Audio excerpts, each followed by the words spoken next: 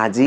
अनुभूति रे श्री जगन्नाथ एटा मो अनुभूति नहीं मो बाबा अनुभूति आउ ए अनुभूति मु एते थर सुनी मोर संपूर्ण मन रही जाइए। बाबा पुरी गले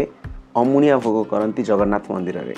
पंडा माने पैसा नेबारे भारी धुरंधर भोग पाई थरे तांको अत्यधिक चार्ज कराइथिला सेठी उत्तर द्वार पाखरे गोटे जगार छिड़ा होगी से कही नेक्स्ट टाइम जितेबाला भी भोग लगेबी 20 टंका ही देवी ताठू अधिक देवीनि से कथा कहीकि से भूली जाइए कथाटा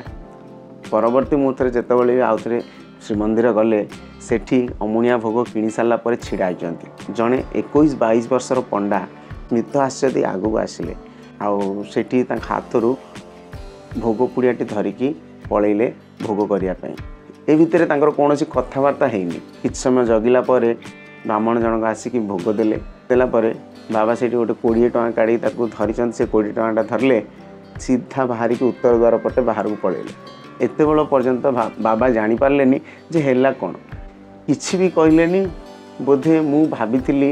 गत थर जे मु 20 टଙ୍କା देवी तो से एमती किसी होगा कि तापरे बाहर को जाई मंदिर बहुत खोजाखोजी करने चेष्टा करते से मिल नथिले से 21-22 वर्षर पंडा किए थिले से जगन्नाथ ही जानती बुझीवा लोक ठीक बुझीगले।